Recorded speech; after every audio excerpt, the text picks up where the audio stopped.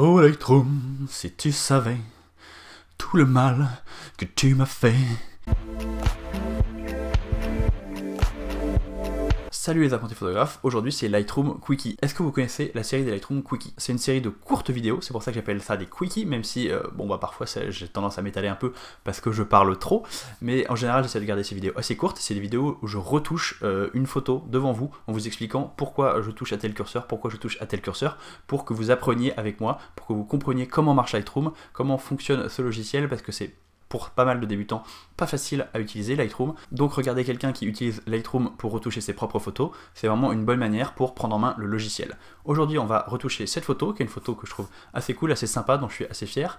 Donc c'est parti, on se retrouve sur Lightroom pour la retouche. Salut les apprentis photographes et bienvenue dans cette photo. Cette photo c'est une de mes photos préférées de mon voyage en Malaisie, je l'aime vraiment beaucoup, elle est très représentative de la Malaisie avec ce contraste, les Petronas Tower qui sont un des symboles de Kuala Lumpur qui sont en arrière-plan, le contraste avec les petites rues où on a l'impression d'être dans un village avec des maisons en planche et le monsieur qui va le matin sur son triporteur au boulot, le soleil qui arrive, bref, cette photo elle est vraiment chouette.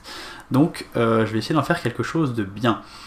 Je commence par recadrer, je vais lui demander de redresser automatiquement, mais il redresse un petit peu trop, donc je vais redresser un petit peu moins. En fait là ce que je vais prendre comme référence c'est vraiment les deux tours, parce que quand on a en photo d'architecture pas mal de building et tout, c'est pas possible d'avoir tout qui est droit, parce qu'avec les déformations de l'objectif, tout ne peut pas être 100% vertical, donc il faut choisir qu'est-ce qui va être son choix principal de verticalité, et moi je choisis ces tours parce que c'est clairement le choix évident. Donc déjà on est de retour avec une photo droite, et maintenant je vais m'occuper de l'exposition. Je vais commencer par rattraper pas mal de haute lumière, parce que je veux qu'on voit que le soleil est là, mais je veux pas que les hautes lumières prennent complètement le pas sur les tours, donc je rattrape pas mal de haute lumière. Je vais mettre du noir parce que je veux contraster tout ça. Là déjà je trouve ça tout de suite plus sympa, l'exposition a l'air relativement bonne.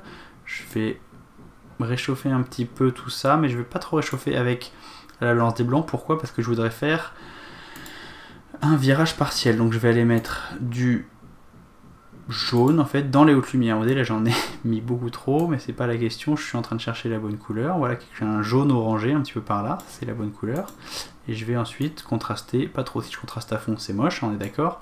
Je vais chercher la quantité de contraste que je vais mettre dans les hautes lumières pour que ça chauffe la photo sans aller trop loin.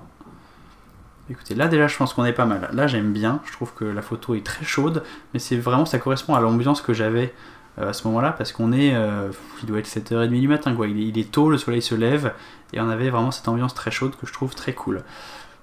Rajouter un petit peu de clarté encore une fois, parce que c'est quelque chose que j'aime bien, juste un petit peu de clarté, et je vais essayer de foncer un petit peu ces ombres-là, en fait. Les ombres, je voudrais bien qu'on voit bien l'ombre qui se projette au sol, donc là c'est un petit peu trop, je vais faire quelque chose comme ça, et je vais juste essayer de peindre un peu sur l'ombre. Je peins un petit peu largement parce qu'on s'en fout. Je vais juste ensuite prendre, alors je remets le pinceau à zéro, j'aurais dû le refaire avant mais j'oublie tout le temps, et je vais ensuite prendre les ombres et essayer de les baisser un petit peu, voilà, juste comme ça pour foncer un tout petit peu l'ombre, rien de très poussé.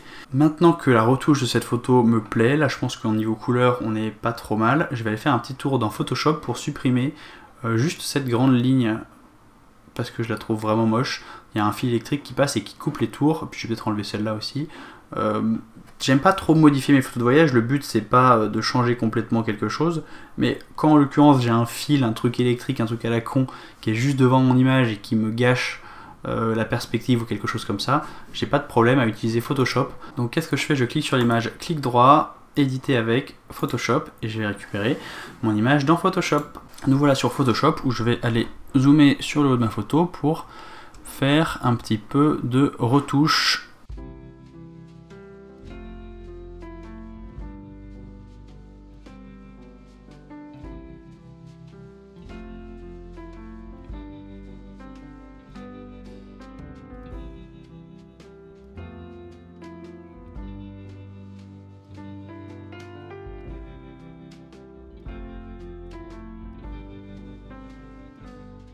Et voilà, quand j'ai fini de supprimer ce qui me dérangeait, vous avez vu ce petit outil, c'est vraiment magique. Ce que je fais, c'est que je fais CTRL S, ça enregistre la photo, et je récupère le résultat dans Lightroom. Et voilà, j'ai mon résultat dans Lightroom. Donc j'ai toujours mes retouches Lightroom et j'ai en plus les petites modifications que j'ai fait sur Photoshop. Donc j'ai enlevé les 2 lignes électriques qui me gênaient. J'espère que cette retouche vous plaît. Je vous mets un petit avant-après pour que vous puissiez voir ce que j'ai fait comme retouche et ce que ça change sur la photo. Moi c'est vraiment une photo que j'aime beaucoup, dont je suis assez fier. C'est une de mes photos préférées de mon voyage en Malaisie, donc j'espère qu'elle vous plaira aussi. Et voilà. Qu'est-ce que vous avez pensé de cette retouche? Est-ce que ça vous a intéressé? Dites-le moi en commentaire. N'hésitez pas à vous abonner et à mettre la cloche pour ne pas rater la prochaine vidéo. Un petit pouce bleu, ça c'est gratuit, ça fait plaisir. Je ne sais pas si ça sert à quelque chose, mais bon, au cas où, je demande quand même. N'hésitez pas aussi à me suivre sur Instagram pour suivre mon boulot. Et vous pouvez également télécharger le guide Devenez un meilleur photographe en 12 semaines, complètement gratuitement, en cliquant sur le lien dans la description. C'est un petit guide de 12 exercices créatifs pour vous aider à faire des photos, à progresser en photo et à devenir un meilleur photographe, le tout en 3 mois. On se retrouve nous la semaine prochaine pour une nouvelle vidéo. Salut!